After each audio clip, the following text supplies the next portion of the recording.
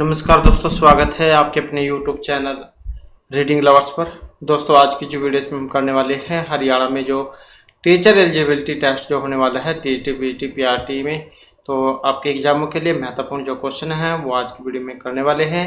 और इसके अलावा अगर आप HSC वाला जो एग्ज़ाम है उसकी भी तैयारी कर रहे हैं, क्योंकि इसके भी एग्ज़ाम चल रहे हैं अलग अलग ग्रुप में, तो ये जो क्वेश्चन आपके उन एग्जामों के लिए भी महत्वपूर्ण रहने वाले हैं। तो सबसे पहले हम यहाँ पर जो हरियाणा जीके जो है इससे महत्वपूर्ण हमारे जो क्वेश्चन बनते हैं उनको हम करने वाले हैं। तो जिसमें हमारा पहला क्वेश्चन रहेगा, हरियाणा के मैदानी क्षेत्र की मृदा की उत्पादकता का जो प्रमुख कारण कौन सा माना गया है? भूमि में अत्यधिक पोषक तत्वों के कारण, नदियों द्वारा मिट्टी के बहाव के कारण, जैविक खादों के उपयोग के कारण या मिश्रित खेती के कारण। तो मैदानी क्षेत्र की जो मृदा है इसकी उत्पादकता का कारण कौन सा है? अब इसका जो कारण है जो यहाँ पर ऑप्शन बी में दिया गया है, किस कारण से है?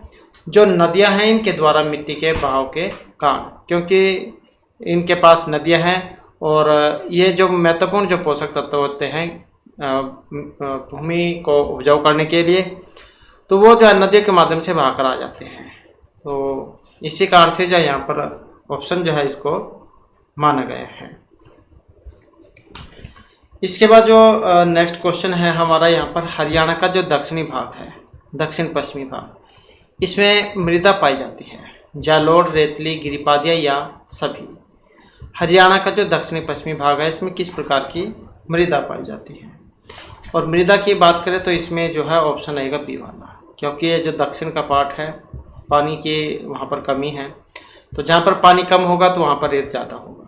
तो ऐसे भी आप इसको याद कर सकते हैं। तो रेतली मृदा जो है यहाँ पर इसमें मानी गई है। हल्का भूरा रंग रेतली जो मृदा है इसकी विशेषता है।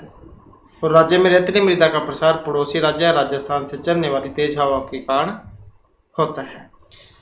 अगर हम यहाँ पर जो धरातली आधार पर मृदा जो है इसकी बात करें तो ये 3 प्रकार की मानी गई है, जिसमें पहाड़ी क्षेत्र की मृदा, मैदानी क्षेत्र की मृदा और ये रेतली मृदा। इसके बाद हरियाणा के पहाड़ी क्षेत्र की मृदा कैसी है? काली, चिकनी, पीली या चट्टानी? तो पहाड़ी क्षेत्र की मृदा, और इसमें रहेगा ऑप्शन डी वाला। तो पहाड़ तो चट्टानी होती है, तो ऐसे भी आप इसको याद रख सकते हैं। तो चट्टानी जो इसमें माना गया है। ये जो मृदा है प्राय कठोर, पतली और पथरीली होती है। हरियाणा में मोरनी की पहाड़ियों पर इस प्रकार की जो मृदा है उसको देखा जा सकता है। इसके बाद है हरियाणा के क्षेत्र में पहाड़ी क्षेत्र की मृदा की बहुतायत है। कौन से क्षेत्र में पहाड़ी क्षेत्र की मृदा की बहुतायत है? अरावली, मोरनी, शिवालिक या दक्षिण पश्चिम के जो क्षेत्र है इसकी पहाड़ियाँ। तो पहाड़ी क्षेत्र की मृदा कहाँ पर मिल सकती है ज़्यादा मात्रा में? और जो यहाँ पर ऑप्शन बी में है, अर्थात जो मोरनी की पहाड़ियाँ हैं। नेक्स्ट आ जाता है, राज्य की अधिकतर मैदानी मृदा किस क्षेत्र के अंतर्गत आती है?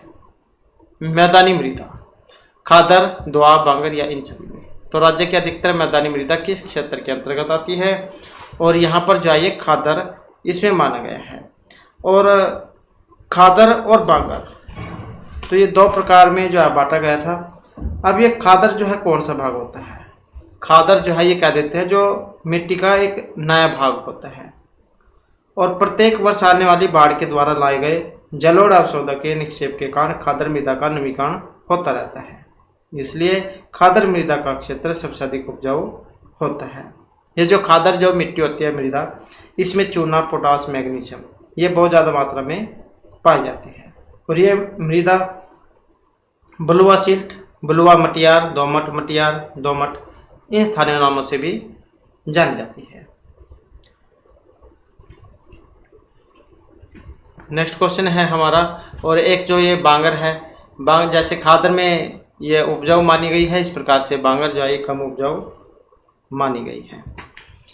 नेक्स्ट है, निम्न में से किस नदी के द्वारा राज्य के मैदानी क्षेत्र में मिट्टी का प्रसार नहीं होता है? तो कौन सी नदी के द्वारा राज्य के मैदानी क्षेत्र में मिट्टी का प्रसार नहीं होता? यमुना, घग्गर, सरस्वती इन सभी के द्वारा। तो इसमें जो ऑप्शन बी है अर्थात जो घग्गर है इसको माना गया है। इसके बाद आ जाता है अगला क्वेश्चन हमारा। तो यहाँ पर क्वेश्चन है, मैदान भूमि रेत, मिट्टी, गाद और कठोर कैलकेरिया बजरी से बना है, जिसे स्थानीय रूप से किस नाम से जाना जाता है? और वेरी वेरी इंपॉर्टेंट क्वेश्चन भी है। कंकर, बंकर, सर्स या कर्नल्स के नाम से। तो मैदान, भूमि, रेत, मिट्टी, गाद और कठोर जो बजरी वगैरह है, इनसे जो बना है, तो इसे क्या कहा जाता है? और इसे कहा जाता है कंकर्स। नेक्स्ट क्वेश्चन है, रेतीली मृदा की प्रमुख विशेषता है?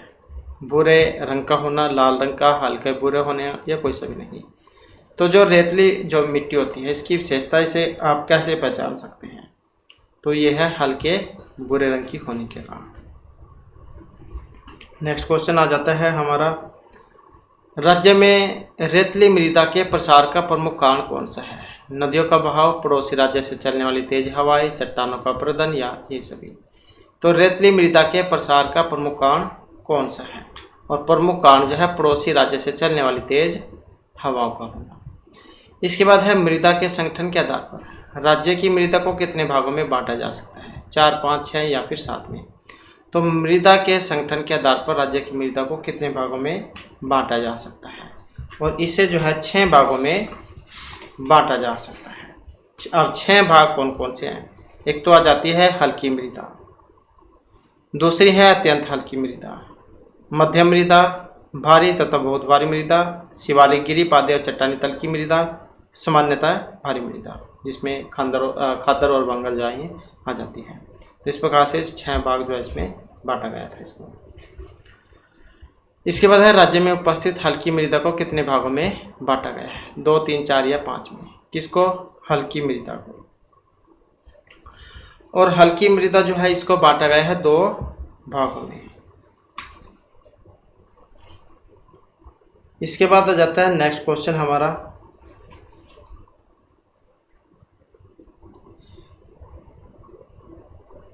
तो यहाँ पर क्वेश्चन है, बलुई दोमट मृदा की विशेषता क्या है? मृदा का नरम होना, पानी का पर्याप्त मात्रा में रिसाव होना, सिल्क, मृतिका और बालू का अनुपात समान होना या ये सभी। तो बलुई दोमट मृदा की विशेषता है। अब क्या विशेषता है जो यहाँ पर ऑप्शन डी में आई है? ये सभी विशेषताएं इसमें आ जाती है। इस मृदा में चूने की मात्रा ज़्यादा होती है और मृदा राज्य के शुष्क क्षेत्र में पाई जाती है, क्योंकि इस मृदा में वनस्पति तत्वों का अभाव और मृदा के कण असंगठित होते हैं। इस मृदा का विस्तार सिरसा के दक्षिणी भाग से फतेहाबाद, भिवानी, महेंद्रगढ़, हिसार यहाँ तक पाया जाता है। और इस मृदा के हल्के होने के कारण यह वायु अप्रदन अधिक होता है और इस मृदा के क्षेत्र में बालू का स्तूपों की प्रधानता होती है और जो जल को सोखने की जो क्षमता है वो भी इसमें कम होती है हल्की मृदा में। तो क्योंकि ये जो है यहाँ पर बालुका और दोमट जो मृदा है ये हल्की मृदा जो होती है इसके अंतर्गत आती है। इसके बाद है राज्य में किस मृदा को रोसली भी कहा जाता है? अपेक्षाकृत बालू दोमट मृदा को, बलुई दोमट मृदा, हल्की दोमट या दोमट मृदा को। तो रोसली भी कहा जाता है। और रोसली जो है यहाँ पर किसे कहा जाता है? जो अपेक्षाकृत बालू दोमट मृदा जो होती है इसी को कहा जाता है। नेक्स्ट क्वेश्चन है हमारा, अपेक्षाकृत बालू दोमट मृदा को उपजाऊ बनाने के लिए किस सिंचाई पद्धति का उपयोग किया जाता है? टपकन, फुहारा, दोनों या किसी का भी नहीं। तो बालू जो रेत जो होता है उस मिट्टी को उपजाऊ बनाने के लिए, तो इसके लिए जो प्रयोग में किया जाता है टपकन और फुहारा जो सिंचाई है इस विधि का। तो ये जो रेतला वाला जो क्षेत्र होता है जहाँ पर पानी की तो कमी होती है वहाँ पर, तो वहाँ पर फुहारों के द्वारा सिंचाई की जाती है। इसके बाद है राज्य की अति हल्की मृदा की प्रमुख विशेषता है। बलुई और दोमट का भाव होना, चूने का भाव, हल्के तत्वों का भाव, वनस्पति तत्वों का भाव होना। तो इसका जो कारण क्या है? वनस्पति तत्वों का अभाव। इसके बाद है अति हल्की मृदा से संबंधित कौन सा कथन गलत है? इस मृदा में जल अवशोषण की क्षमता कम होती है। इस मृदा का प्रसार महेंद्रगढ़ से हिसार तक है। इस मृदा की उत्पादकता को सूक्ष्म भूमि प्रबंधन से बढ़ाया जा सकता है या कोई सा भी नहीं। तो गलत कथन कौन सा है? अब गलत कथन की बात करें तो इसमें कोई सा भी नहीं है, क्योंकि ये सारी की सारी जो बातें हैं यहाँ पर सही कही गई हैं। क्योंकि इसमें ये जो मिट्टी जो होती है जल के अवशोषित करने की क्षमता कम होती है और इस कारण से इसमें जो ऐसी फसलें हो जाती है जिसमें पानी की आवश्यकता कम होती है, बाजरा जो चना हो गया, ऐसी फसलें। इसके बाद है राज्य में किस मृदा के सुधार के लिए शुष्क भूमि पत्ती को बढ़ावा दिया जाता है? अत्यंत हल्की मृदा के लिए, हल्की मृदा, सामान्यतः भारी मृदा या मध्यम मृदा के लिए? तो शुष्क भूमि पत्ती को बढ़ावा दिया जाता है, तो किसके लिए दिया जाता है? जो अत्यंत हल्की मृदा होती है।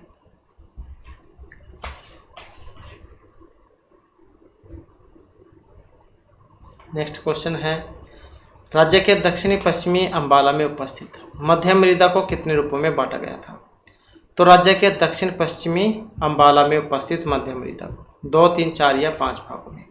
तो भागों की बात करें तो इसे जो है ऑप्शन जो बी में है, अर्थात जो 3 भाग है, 3 भागों में से बांटा गया था। नेक्स्ट क्वेश्चन आ जाता है हमारा, राज्य के नूह व फिरोजपुर झिरकादी जिलों में कौन सी प्रकार की जो मिट्टी है वो पाई जाती है? मिट्टी मोटी दोमट, हल्की दोमट मृदा या ये सभी? तो ये नूह और फिरोजपुर जिला जो स्थान है, इसमें किस प्रकार की मृदा पाई जाती है? और इसमें पाई जाती है मोटी दोमट मृदा।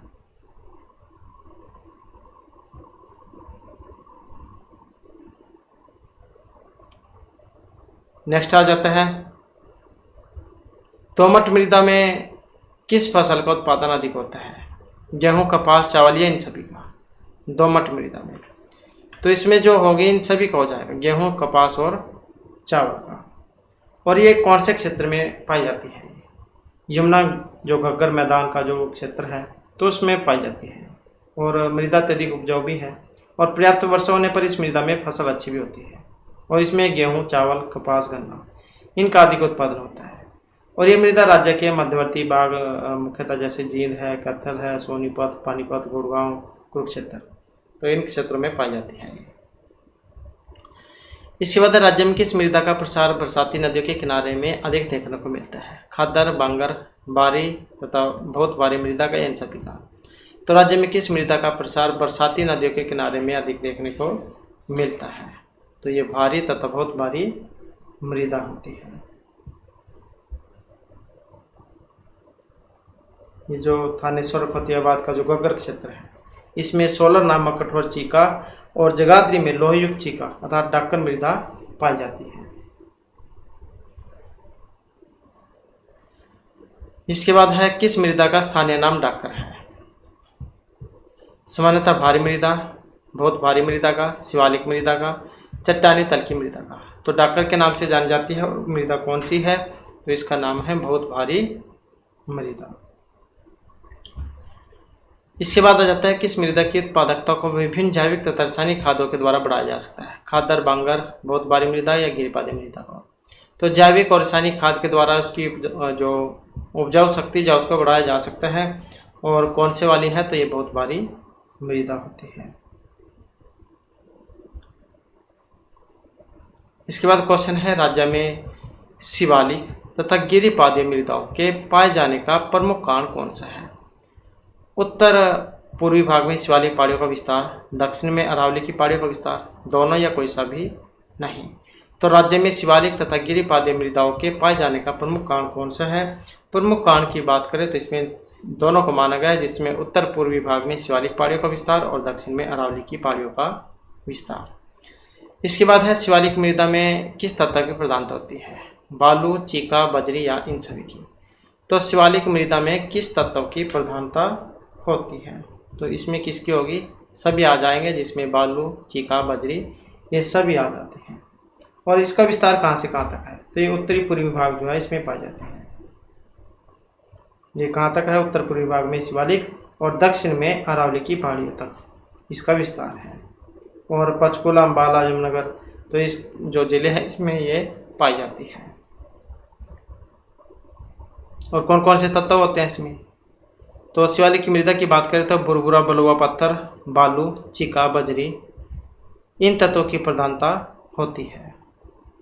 इसके बाद है अगला क्वेश्चन है, राज्य की किस मृदा का प्रसार बरसाती नालों तथा सरिताओं से व्यापक स्तर पर होता है? चट्टानी तल की मृदा का, गिरिपादी, शिवालिक की मृदा या इन सभी का? तो किस मृदा का प्रसार बरसाती नालों तथा सरिताओं से व्यापक स्तर पर होता है? और जो यहाँ पर ऑप्शन बी में आई है तो कौन सी है, गिरिपादीय मृदा है। ये मृदा बालू, बजरी तथा रेत में तत्वों की प्रधानता के कारण निम्न कोटि की होती है। और कहाँ कहाँ ये पाई जाती है, पंचकुला की कालका और अम्बाला जो है इस क्षेत्र में, जैसे नारायणगढ़ है, यमुनानगर का जगाधरी तहसील, तो इसमें पाई जाती है। और एक और क्वेश्चन आता है एग्जाम में, किसे कौन कौन से क्षेत्र में किस नाम से जाना जाता है। तो कालका और नारायणगढ़ की तहसीलों में इसे धर के नाम से जाना जाता है, धर के नाम से। कालका और नारायणगढ़ की जो तहसील है उसमें इसे धर, और जगाधरी में इसे कंधी के नाम से जाना जाता है, कंधी। इसके बाद है, राज्य के किन क्षेत्रों में चट्टानी तल की मृदा का प्रसार नहीं है, दादरी, महेंद्रगढ़, फरीदाबाद या पलवल में। तो किन क्षेत्रों में चट्टानी तल की मृदा का प्रसार नहीं है, जो ऑप्शन बी में आई है तो ये महेंद्रगढ़ है। इसके बाद हमारा क्वेश्चन है, राज्य के किन जिलों में सामान्यतः भारी मृदा मिलती है, कुरुक्षेत्र, सोनीपत, करनाल या इन सभी में। तो भारी मृदा, और भारी मृदा की अगर हम बात करें तो यहाँ पर जो इसमें हमारा सी आंसर है ऑप्शन डी वाला, तो इसमें ये सारे आ जाएंगे जिसमें कुरुक्षेत्र, सोनीपत और करनाल। इसके बाद आ जाता है अगला क्वेश्चन हमारा, और क्वेश्चन है, किस मृदा को खादर मृदा भी कहा जाता है। भारी मृदा को, भारी तथा भारी मृदा को, दोनों को या किसी को भी नहीं। तो खादर जो होता है इसमें पानी जो है ऊपर ही होता है, मतलब पानी बहुत ज़्यादा होता है इसमें, तो इसलिए, और ये नदियों के द्वारा जो बहाकर लाई जाती है उसमें पोषक तत्व भी होते हैं। तो इसमें दोनों जो है यहाँ पर ये मानी गई है। तो इसमें जो ऑप्शन ए वाला रहेगा, सामान्यतः जो भारी मृदा होती है।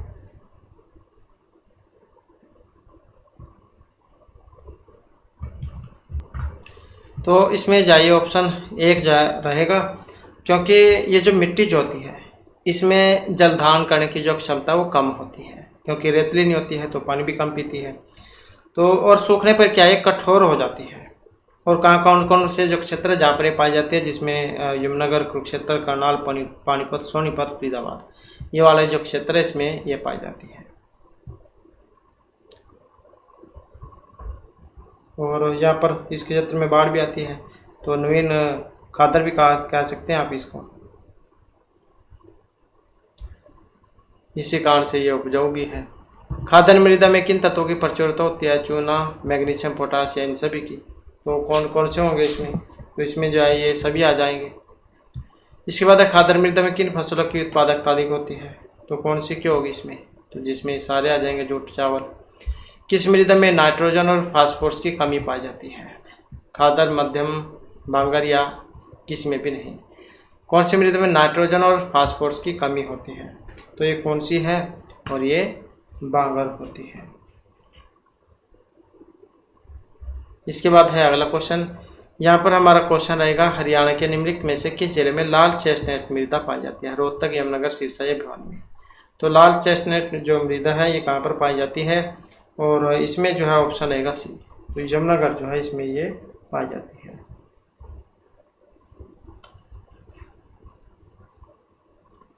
इसके बाद है क्वेश्चन हमारा, हरियाणा में मुख्य मृदा किस समस्या है, सूखा, भूकंप, मृदा प्रदन की या बाढ़ की। तो कौन सी मृदा की समस्या है, और समस्या जो है यहाँ पर ये मृदा प्रदन की है, भूमि कटाव कह देते हैं जिसको। इसके बाद है मृदा प्रदन से संबंधित कौन सा कथन यहाँ पर एक गलत है। मृदा प्रदन मुख्यतः जल और वायु के द्वारा होता है। मृदा प्रदन से मिट्टी की उत्पादकता कम होती है। मृदा प्रदन को रेंगती मृत्यु भी कहा जाता है, या कोई सा भी नहीं। तो इसमें देखें तो ऑप्शन डी वाला रहेगा, क्योंकि यहाँ पर जितनी भी बातें हैं वो सारी की सारी सही है, गलत एक भी नहीं है। इसके बाद हरियाणा में मृदा की समस्या लाल रंग की है, कंकड़ है, पवनों का प्रदन है या सूखा है। तो समस्या तो वही है जैसे कि हमने ऊपर भी पढ़ा, तो भूमि कटाव, पवन प्रदन। इसके बाद है राज्य के किन जिलों में वायु प्रदन ज़्यादा होता है, सिरसा, रेवाड़ी, हिसारिया, इन सभी में। तो यहाँ पर देखें तो इसमें ऑप्शन डी वाला रहेगा, क्योंकि जहाँ पर पानी कम होगा तो वहाँ पर ऊपरी जो परत वो सूख जाएगी, और जब हवा चलेगी तो उसके साथ बह जाएगी। तो वही है मिट्टी कटाव, भूमि अप्रदन, वायु अप्रदन, क्योंकि यहाँ पर पानी की कमी है। इसके बाद राज्य का कितना हिस्सा लवणता तथा क्षारता से अधिक प्रभावित है, आधा भाग, एक तिहाई भाग, दो तिहाई या कोई सा भी नहीं। तो राज्य का कितना हिस्सा लवणता और क्षारीयता से अधिक प्रभावित है? तो ये जो है 1/3 भाग इसमें माना गया है। इसके बाद आ जाता है अगला क्वेश्चन, राज्य में किसके कारण मिट्टी की सतह पर क्षारों और लवणों का जमाव बढ़ता रहता है? कम वर्षा के कारण, अपर्याप्त निक्षालन, दोनों या कोई सभी नहीं। तो राज्य में किसके कारण मिट्टी की सतह पर क्षार और लवणों का जमाव बढ़ता रहता है? तो यहाँ पर जो है इसमें इन दोनों को माना गया है, कम वर्षा और अपर्याप्त निक्षालन के कारण। इसके बाद है राज्य में रेह और कलर किस मिट्टी को कहा जाता है? महत्वपूर्ण यहाँ पर क्वेश्चन है। रेह और कलर के नाम से जाना जाता है वायु द्वारा बहाकर लाई गई मिट्टी को, लवणों तथा क्षारों द्वारा प्रभावित मिट्टी को, जैविक खादों का उपयोग करने वाली मिट्टी को, या इन सभी को। तो रेह और कलर के नाम से कौन सी मिट्टी को, मृदा को जाना जाता है? तो इसमें जो ऑप्शन बी वाला आ जाएगा हमारा, लवण और क्षार से जो प्रभावित होती है। इसके बाद क्वेश्चन है, लवणीय मृदा को किस भाग में पाया जाता है? गुड़गांव, रोहतक, सोनीपत या सभी में। लवणीय जो मृदा है, और लवणीय मृदा की अगर हम बात करें तो इन सभी क्षेत्र में पाई जाती है, जिसमें गुड़गांव, रोहतक, सोनीपत ये आ जाते हैं। नेक्स्ट क्वेश्चन है हमारा, इनमें से कौन सी मृदा की उर्वरता में ह्रास का कारण है? मृदा की उर्वरता में ह्रास का कारण है कृषि की दोषपूर्ण पद्धति, बांध बनाना, दोनों या कोई सी भी नहीं। तो उर्वरता का जो ह्रास है, कमी है, नुकसान कह सकते हैं, इसका होने का कारण है तो कौन सा? कृषि की दोषपूर्ण पद्धति। इसके बाद राज्य की भूमि का अधिकतर भाग अर्ध शुष्क होने का कारण कौन सा है? आर्द्रता की कमी होना, वाष्प उत्सर्जन का ज़्यादा होना, दोनों कोई सभी नहीं। तो अर्ध शुष्क होने का कारण कौन सा है? इसका कारण जो है यहाँ पर इन दोनों को माना गया, जिसमें आर्द्रता की कमी है और वाष्प उत्सर्जन का बहुत ज़्यादा होना। बरसात नहीं होगी और जो वाष्प उत्सर्जन ज़्यादा होगा। इसके बाद आ जाता है मृदा के संरक्षण के उपाय कौन से हैं? वृक्ष आरोपण करना, बांध बनाना, पशुचारण पर नियंत्रण करना, या सभी काम करना। तो इसके लिए ये सभी काम जो है आ सकते हैं, जैसे ज़्यादा से ज़्यादा मात्रा में पेड़ पौधे लगाए जाए, बांध बनाए जाए, और जो पशु हैं उनको चलाने पर भी प्रतिबंध लगाया जाए, मतलब कम किया जाए, उन पर नियंत्रण हो। राज्य के किस जिले में पंक्तिबंध पौधारोपण कर मृदा अपरदन को रोका जा सकता है? भिवानी, महेंद्रगढ़, सिरसा, इन सभी को। तो इनमें से राज्य के किस जिले में पंक्तिबद्ध पौधारोपण कर मृदा अपरदन को रोका जा सकता है? तो इसमें जाइए सभी क्षेत्र आ जाएंगे, चाहे इसमें भिवानी, महेंद्रगढ़ और सिरसा कोई सा है, ये सारे हैं इसमें। तो ये तो हमारे जो है यहाँ पर हरियाणा जीके के महत्वपूर्ण क्वेश्चन थे। इसके बाद हमारे यहाँ पर जो इंग्लिश ग्रामर से जो महत्वपूर्ण क्वेश्चन है ये आ जाते हैं। तो जिसमें हमारा जो यहाँ पर पहला क्वेश्चन है, विच of the following give the correct meaning of the given item phrase. तो जैसे हिंदी में होते हैं मुहावरे, लोकोक्तियाँ, तो ये भी यहाँ पर सेम वैसे ही है। तो इसका जो आपने बताना है कि ये क्या होता है। ए गुड स्मार्टियन, तो ये एक होनेस्ट पॉलिटिशियन, मतलब जो राजनीतिक होता है, ईमानदार राजनीतिक ये है, या फिर कोई एक अच्छा पुजारी है, या एक चतुर व्यक्ति कह सकते हैं आप, या फिर एक जो है मददगार व्यक्ति होता है। तो इसका जो यहाँ पर अर्थ क्या लिया गया है, मुहावरा लोकोक्ति है, और इसका अर्थ अगर हम देखें तो ऑप्शन डी से यहाँ पर रहेगा, मददगार व्यक्ति से इसका संबंध है, जेन्युइनली हेल्पफुल पर्सन। इसके बाद आ जाता है choose the correct meaning of the proverb item phrase. तो ये भी सेम वैसी है यहाँ पर, लोही जवान ट्रम्प। तो इसका मतलब क्या है? अपनी ही तोरी बुझाना। इसका मतलब जो है यहाँ पर ये फ्लैटर्स, जो चापलूसी करना है, उससे लिया गया है। प्रेसिस अदर, मतलब दूसरों की जो प्रशंसा करता है, उससे लिया गया है। एडमोनिसिस अदर, जो दूसरे को चेतावनी देता है, उससे लिया गया है। या प्रेसिस हिमसेल्फ, जो स्वयं की प्रशंसा करता है, उससे लिया गया है। तो इसका जो यहाँ पर मतलब है वो किससे है? और इसके अर्थ की अगर हम बात करें तो यहाँ पर जो ऑप्शन डी है, प्रेसिस हिमसेल्फ, स्वयं की प्रशंसा कराने वाला। तो ये जो है इसका अर्थ यहाँ पर लिया गया है, ब्लोशियोवन ट्रम्प। तो कुछ ऐसे कुछ व्यक्ति होते हैं, उन्हें अपनी प्रशंसा सुनना अच्छा लगता है। इसके बाद आ जाता है यहाँ पर, what is the correct term for the statement given? A place that provides refuge. तो ये इनमें से क्या है? शेल्टर है, ऑर्फन है, तो मतलब ये क्या होता है? सैनिटोरियम है। और इसका जो यहाँ पर अर्थ है ऑप्शन डी से। तो क्या कहा जाता है इसको? शरण लेना, रेफ्यूजी, मतलब जैसे शरणार्थी होता है, तो इससे इसका अर्थ यहाँ पर लिया गया है। नेक्स्ट क्वेश्चन है हमारा यहाँ पर एंटोनिम्स, विपरीतार्थक विलोम जो उल्टा है वो इसका यहाँ पर आपने बताना है। व्यवहारिक इसको कहा जाता है, प्रैग्मेटिक, और इसका जो यहाँ पर विपरीतार्थक जो इसमें बनेगा आइडियलिस्टिक बनेगा, जो ऑप्शन डी में यहाँ पर दिया गया है। इसके बाद आ जाता है अगला क्वेश्चन। तो यहाँ पर हमारा जो क्वेश्चन है इसमें the new by the symphonic remarks that he was still navy in the field. तो इसका अर्थ यहाँ पर बताना है, उन्हें जहाँ पता चल गया कि वह अभी इस क्षेत्र में अनुभव किए हैं। तो ये कैजुअल से है, इग्नोरेंट है, मतलब इसका अर्थ यहाँ पर किस से लिया गया है। तो यहाँ पर देखें तो यहाँ पर जो ऑप्शन डी जो हमारा इसमें रहेगा, अपरिपक्व अवजाइज से अर्थ यहाँ पर इसका अर्थ लिया गया है। इसके बाद है they shun him because he was a lecherous man who always look for an opportunity to cheat others. तो इसका अर्थ यहाँ पर क्या लिया गया है, उन्होंने उससे इसलिए दूरी बना ली थी क्योंकि वह एक लंपट व्यक्ति था और हमेशा दूसरों को धोखा देने का अवसर खोजता रहता था। अपॉर्चुनिटी मतलब मौका जो है, चीर धोखा देना। तो इसका मतलब यहाँ पर क्या लिया गया, लस्टफुल से है या कनिंग से है, डिसऑनेस्ट है, मतलब इसका किस से लिया गया है। और इसका जो यहाँ पर अर्थ है जो ऑप्शन ए में दिया गया है, लस्टफुल जो है उससे इसका अर्थ लिया गया है। नेक्स्ट आ जाता है where are you going for your holidays. He said, ये जो नरेशन जो है उसमें आ जाता है, तो चेंज इनटू इनडायरेक्ट स्पीच जो है उसमें है डायरेक्ट इनडायरेक्ट। तो ही सैड, कॉमर हटाकर जो यहाँ पर इसमें किसका प्रयोग होगा, where are you going for your holidays. तो यहाँ पर क्या है, क्वेश्चन जो किया जा रहा है कि आप अपनी जो छुट्टियाँ हैं वो कहाँ बिताने जा रहे हो। तो क्वेश्चन कर रहा है, यहाँ पर प्रश्न पूछ रहा है। तो जब हम इसे यहाँ पर जा इसमें चेंज करेंगे तो ऑप्शन सी वाला बनेगा, क्योंकि क्वेश्चन कर रहा है तो ही आस्क्ड मी, तो उसने पूछा where I was going for my holidays. तो यहाँ पर यूर है तो ये माई में चेंज हो जाएगा, और तो आई वाज गोइंग है ये वही हो जाएगा, गोइंग का गोइंग, क्योंकि ये कंटिन्यू वाला है, I was going for my holidays. इसके बाद आ जाता है यहाँ पर preposition, there was dust the carpet, under, towards, near या इनसाइड। जो कारपेट जो है उस पर धूल है, अब वो अंदर है ऊपर है, तो इसमें कौन सा आएगा इसका। अब जो कारपेट की अगर इसमें बात करें तो जो ऑप्शन ए में है तो इसी को यहाँ पर माना गया है, मतलब नीचे।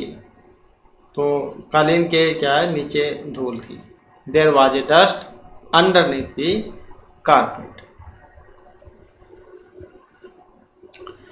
नेक्स्ट आ जाता है यहाँ पर भी जो प्रेपोजिशन जो है वही आ जाती है। I bought this pen 5 rupees. तो इसका बताना है कि मैंने यह पेन 5 रुपये में खरीदा है। तो इसमें इन आएगा, विद आएगा, फ्रॉम आएगा या फॉर आएगा, तो इसमें क्या आएगा। और सही ऑप्शन की अगर हम बात करें तो ऑप्शन रहेगा सी वाला, I bought this pen for 5 rupees. तो 5 रुपये में जापान ये खरीदा था। इसके बाद आ जाता है अगला क्वेश्चन यहाँ पर, the boy stood on the table to catch the attention of the audience, underline phrase is. तो ये जो अंडरलाइन जो है इसका बताना है क्या है। तो एक लड़का जो था वो टेबल के ऊपर खड़ा हुआ था, to attention of the audience, audience जो थी उनका ध्यान आकर्षित करने के लिए। तो यहाँ पर जो ये है ऑन द टेबल, अभी एक नाउन है, वर्ब है, एडजेक्टिव है या एडवर्बल फ्रेज है, क्या है जिसके नीचे लाइन लगी हुई है। तो यहाँ पर जो इसको माना गया है ऑप्शन डी वाला है। तो एक एडवर्बल जो फ्रेज है वो यहाँ पर माना गया है क्रिया विशेषण, क्रिया की विशेषता क्या है, टेबल के ऊपर खड़े होना, ऑन दी टेबल, टेबल के ऊपर। नेक्स्ट आ जाता है द प्रिंसिपल में sanction your leave today, change into passive voice, active passive जो वाले हैं ये, तो इसका जो चेंज करना है, तो चेंज करने में इसका कौन सा बनेगा यहाँ पर, तो यहाँ पर जो है इसमें ऑप्शन डी वाला बनेगा, your leave may be sanction by the principal today. तो योर से शुरू हो जाएगा, your leave may be sanctioned third form by the principal today. इसके बाद which of the following is the correct form of sentence, the more they earn more they spend, जितना अधिक वे कमाते हैं उतना ही वे खर्च करते हैं, the more they earn more they spend. तो इसका यहाँ पर बताना है कौन सा सही रहेगा। अब इसमें अगर हम यहाँ पर सही की बात करें तो कौन सा बनेगा यहाँ पर, तो इसका हो जाएगा ऑप्शन सी वाला, the more they earn the more they spend. इसके बाद आ जाता है इनकरेक्ट सेंटेंस, तो इनकरेक्ट की बात करें तो इसमें कौन सा बनेगा यहाँ पर, तो इसमें जो ऑप्शन बनेगा सी वाला, the cattle is grazing in the field, और वेरी वेरी इंपॉर्टेंट है, बहुत बार ये एग्जाम में देखने को भी मिला है, the cattle is grazing in the field. कई बार ये सही गलत में भी आ जाता है या प्रेपोजिशन में भी आ जाता है कई बार। इसके बाद आ जाता है find out the misspelled word, तो मिसस्पेल्ड वाला बताना है यहाँ पर कौन सा है। अब मिसस्पेल्ड की अगर हम इसमें बात करें तो कौन सा बनेगा इसमें, तो यहाँ पर अगर हम देखें तो जो है इसमें ऑप्शन जो बी है यही इसमें गलत है। यहाँ पर अगर हम देखें तो क्या होना चाहिए था, SUR FEIOT, इस प्रकार से बनता है, पहले E फिर I और T, तो इसी कारण से ये गलत है। इसके अलावा जो अन्य स्पेलिंग है जैसे सप्लीमेंट्री है SUPPLEMENTARY।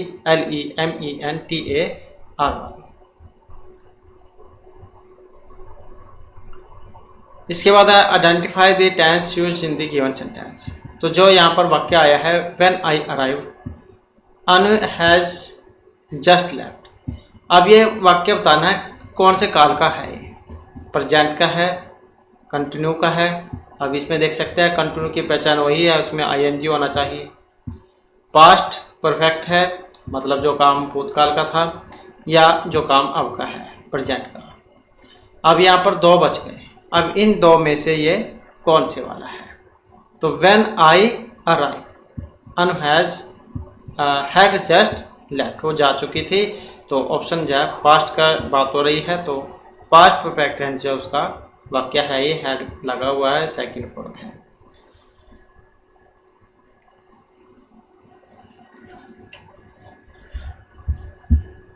तो ये तो हमारे यहाँ पर इंग्लिश जो ग्रामर है इसके क्वेश्चन थे, और इसके बाद फिर हमारे जो मैथ के क्वेश्चन आ जाते हैं, जिसमें पहला क्वेश्चन जो है मात्रात्मक जो योग्यता उससे लिया गया है कि ग्वालियर, आगरा और लखनऊ के तापमान का औसत है 37 डिग्री सेल्सियस। आगरा, दिल्ली और ग्वालियर के तापमान का औसत है 38 डिग्री सेल्सियस। यदि दिल्ली का तापमान 39 डिग्री है तो दिल्ली और लखनऊ के तापमान का जो अनुपात है वो कितना होगा, तो अनुपात जो यहाँ पर देखें तो ऑप्शन बी वाला रहेगा, तो 13:12 जो है इसमें बनेगा, दिल्ली का तापमान बटे लखनऊ का तापमान। इसके बाद यदि ए का 90%, बी का 30% और बी ए का x% है, तो x का जो मान है वो आपने यहाँ पर बतलाना है। तो ए जो है ए का तो है 90%, बी का है 30%, तो क्या हो जाएगा ये 90/100 गुणा में ए। इसी प्रकार से यहाँ पर जो है ये इसको हो जाएगा बी का 30/100 गुणा में बी, तो b बराबर क्या आएगा यहाँ पर, b बराबर 3a और b बराबर क्या हो जाएगा a का 300%, तो x बराबर कितना होगा, x बराबर हो जाएगा 300। फिर सही आंसर कौन सा रहेगा, ऑप्शन बी वाला। इसके बाद आ जाता है नेक्स्ट क्वेश्चन हमारा, एक वर्ग का विकीर्ण 12 वर्गमूल 2 मीटर है, वर्ग का क्षेत्रफल कितना हो? 24, 48, 144 या 72 वर्ग मीटर। तो यहाँ पर भुजा जो है, भुजा का जो सूत्र है विकीर्ण बराबर भुजा का वर्गमूल 2 जो हो जाएगा, तो 12 वर्गमूल 2 और बटे में वर्गमूल 2। तो जब इसे हल करेंगे तो क्या आएगा, 12 मीटर, और वर्ग का क्षेत्रफल क्या होता है, भुजा का स्क्वायर, तो 12 का स्क्वायर क्या हो जाएगा, 144, जो यहाँ पर ऑप्शन डी में दिया गया है। इसके बाद आ जाता है, यदि ए बी से 40% अधिक हो तथा बी सी से 20% कम हो, ए सी होगा, तो ए और अनुपात सी होगा कितना होगा? तो यहाँ पर भी जहाँ मानना होगा, माना सी का भाग बी का भाग का कितना है, 80 है, कितना हो जाएगा, 80 हो जाएगा, क्योंकि 20% कम है मतलब 80 हो जाएगा। तो बी का कितना होगा, 80, और ए का भाग तो ये हो जाएगा 80 गुणा में 40% है बटे में 100, तो कितना आएगा, 112। तो ए और सी इनका जो अनुपात है तो कितना होगा, 112 और 100, जो आएगा 28 और 25, जो यहाँ पर ऑप्शन ए में दिया गया है। इसके बाद आ जाता है, यहाँ पर कुछ संख्याएं दी गई है, इनके गुणनफल का इकाई का जो अंक है वो कितना होगा। तो इकाई का अंक यहाँ पर बताना है कितना होगा। तो यहाँ पर अगर हम जो देखें तो 3 है, जैसे 5 है, फिर 7 है, फिर 9 है। तो इनको जो हम क्या करेंगे, इकाई का अंक देख लेंगे इसमें। तो 5 और 3,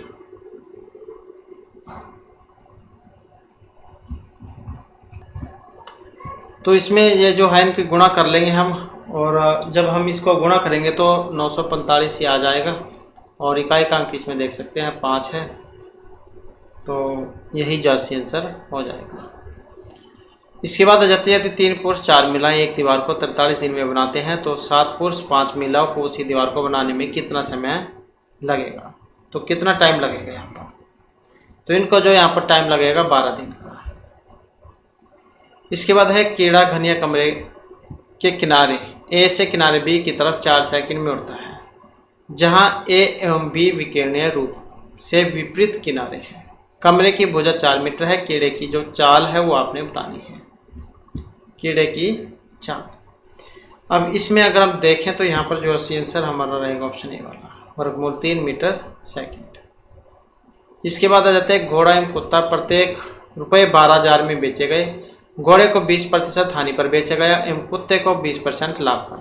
संपूर्ण सौदे के परिणाम स्वरूप हुआ था, लाभ हुआ था या फिर हानि हुई थी। तो इसमें अगर हम देखें तो यहाँ पर जो ऑप्शन रहेगा बी वाला, तो इसमें जो है 1,000 रुपये जो है इसका लाभ हुआ था।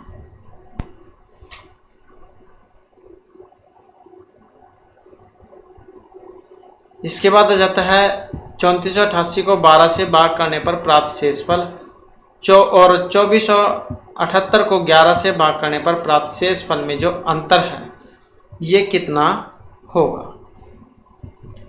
तो यहाँ पर जब 3488 को 12 से भाग किया जाएगा तब शेषफल आएगा 8,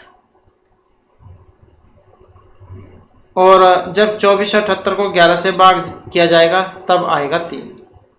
अब इसमें आप अंतर देख सकते हैं कितना रहेगा, 5 का अंतर।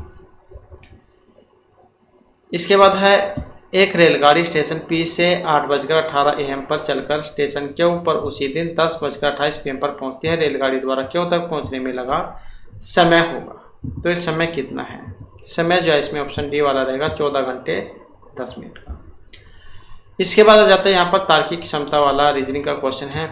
और इनमें से कौन सा अंकों का जोड़ा बाकी 3 जोड़ों से अलग है।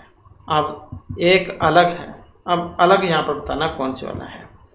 अलग जो है यहाँ पर ऑप्शन बी वाला है, 42 और 29। 42 29 जो है इसमें एक सम संख्या है, दूसरी विषम है। बाकी अगर हम देखें तो इन सारों में विषम है, ये एक सम है बस। इसके बाद है बर्फ का संबंध जैसे ठंडे से होता है, इसी प्रकार पृथ्वी का संबंध भार, जंगल, गुरुत्वाकर्षण या फिर महासागर से है। तो इसमें देखें तो ऑप्शन बी रहेगा, अर्थात गुरुत्वाकर्षण से है। नेक्स्ट आ जाता है दी गई श्रृंखला में एक संख्या गलत है, नीचे दिए गए विकल्प से गलत संख्या का पता लगाएं। तो इनमें गलत संख्या है, अब गलत कौन से वाली है। यहाँ पर अगर हम इसमें देखें तो 5 और 19 24 होते हैं, और अगर 27 देखें तो 22 और 5 27 होते हैं। 27 और 61 देखें तो ये कितने होते हैं। तो यहाँ पर जो है इसमें एक सीरीज है 19 की, क्योंकि अगर इनको अगर हम देखें तो 19 की, ये यहाँ पर 37 की है, 61 की है, 91 की है, और इसी प्रकार से फिर 127 और 169 की है। तो यहाँ पर अगर हम देखें तो इनमें जो अंतर है वो 18 का है। 18 फिर 24 30, इसी प्रकार से 36 और 42। तो यहाँ पर जो है ये जो 27 है यही गलत है, क्योंकि यहाँ पर जो 24 है ये आना चाहिए था। तो इसी कारण से जो ऑप्शन ए वाला इसमें माना गया है। नेक्स्ट आ जाता है दक्षिण का संबंध उत्तर पश्चिम से है, जिस प्रकार है उसी प्रकार पश्चिम का संबंध किससे है। दक्षिण का संबंध उत्तर पश्चिम से है, उसी प्रकार पश्चिम का संबंध बताना है। दक्षिण पश्चिम, उत्तर पूर्व, दक्षिण पूर्व या पूर्व से है। तो यहाँ पर अगर हम इसमें देखें तो ऑप्शन बी वाला है। दक्षिण का संबंध अगर उत्तर पश्चिम से है तो उसी प्रकार पश्चिम का संबंध उत्तर पूर्व से है। तो ये दिशाएं जो है इनके बारे में पता होना चाहिए, उत्तर दक्षिण, ये पूर्व पश्चिम, और एक जो इनके बीच की भी होती है ये उत्तर पूर्व, और इसी प्रकार से यहाँ पर ये दक्षिण पश्चिम, और इसी प्रकार से ये वाली भी होती है, ये दक्षिण पूर्व हो जाएगी और ये उत्तर पश्चिम हो जाएगी। दक्षिण का संबंध जैसे दक्षिण है, ये वाली है दक्षिण, इस दक्षिण का संबंध जैसे उत्तर पश्चिम से है, ये वाली है जैसे दक्षिण का संबंध उत्तर पश्चिम से है, उसी प्रकार जो पश्चिम है अब इसका संबंध देख सकते हैं किसके साथ होना चाहिए। तो जैसे इसका संबंध उत्तर पूर्व से था, तो ऐसे ही यहाँ पर पश्चिम का संबंध फिर किससे होगा, इससे होगा, उत्तर पूर्व से। नेक्स्ट है यदि शनिवार से आरंभ होने वाले 30 दिन के महीने में प्रत्येक दूसरे शनिवार और सभी रविवार को अवकाश हो तो उस महीने में कार्य दिवस कितने होंगे। तो कार्य दिवस जो है यहाँ पर आपने बताना है। तो यहाँ पर अगर हम देखें तो जैसे यदि शनिवार से आरंभ होने वाले 30 दिन के महीने में प्रत्येक दूसरे शनिवार और सभी रविवार को अवकाश हो, तो इसमें 2 को है, फिर 8 होगा, फिर 9 16 23 30। तो कार्य दिवस फिर इसमें कितने होंगे। तो कार्य दिवस इसमें हो जाएंगे 30 में से 6 जब हम करेंगे तो 24 आ जाएंगे। इसके बाद आ जाता है नेक्स्ट क्वेश्चन हमारा। तो यहाँ पर जो नेक्स्ट क्वेश्चन रहेगा, यदि जमा से अभिप्राय घटाव से है, गुणा से जो अभिप्राय विभाजन भाग से है, भाग से अभिप्राय जोड़ने से है, और माइनस से अभिप्राय गुणा से है। तो ये जो यहाँ पर संख्या दी गई है इसके स्थान पर आपने ये वाले चिन्ह रखने हैं जो इसमें बतलाए गए हैं। और जो बोर्ड मास वाला नियम है भाग गुना जमा माइनस, वो यहाँ पर लगाना है। तो जब हम इसे यहाँ पर हल करेंगे तो कौन सा बनेगा इसका बन जाएगा ऑप्शन सी वाला। तो 200 जाए यहाँ पर इसका, ये निकल के आएगा। इसके बाद आ जाता है नेक्स्ट क्वेश्चन हमारा, दी गई उत्तर आकृति में से सही आकृति को चुनिए जिसमें प्रश्न आकृति निहित है।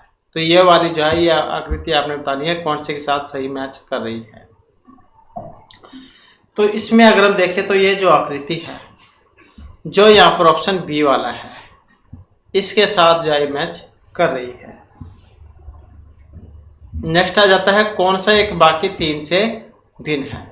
तो यहाँ पर एक जो है अलग है, साइकिल, कार, स्कूटर और तांगा।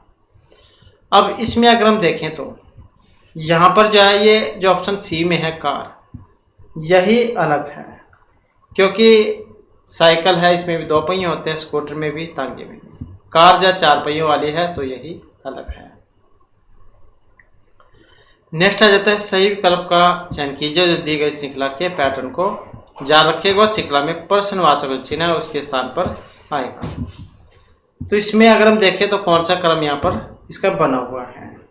तो क्रम की बात करें तो यहाँ पर इसमें 3 4 3 4 इस प्रकार का जो क्रम है वो यहाँ पर चला हुआ है, मतलब इस प्रकार से यहाँ से ये चल रहे हैं। तो इसमें अगर हम देखें तो यहाँ पर कौन सा बनेगा इसका, तो ये हो जाएगा ऑप्शन ए वाला, एन और सी, ये वाला यहाँ पर आएगा। इसके बाद आ जाते हैं इनमें से एक बाकी अलग है, तो वो कौन से वाला है। अलग की बात करें तो इसमें ऑप्शन आएगा डी वाला, PRVX। यही तीनों से अलग है क्योंकि इसमें अगर हम देखें तो 2 3 और 4 इस प्रकार का कुछ क्रम है। इसी प्रकार से यहाँ पर देखें तो इसमें भी 2 3 4 का क्रम है, 2 3 और 4 का। MOT भी देखें तो इसमें भी 2 3 4 का क्रम है, 2 3 4। और इसको अगर हम देखें तो यहाँ पर इसमें कौन सा क्रम है, तो यहाँ पर जो शायद इसमें क्वेश्चन में कुछ मिस हो गया है, तो ये क्वेश्चन जो सही नहीं है। तो यहाँ तक ये ठीक है। तो इस प्रकार से जो हमारी आज की क्लास में महत्वपूर्ण क्वेश्चन थे, नेक्स्ट वीडियो की इसमें आपके लिए नए जो महत्वपूर्ण क्वेश्चन हम लेकर आएंगे। और हमारे साथ अंत के लिए धन्यवाद।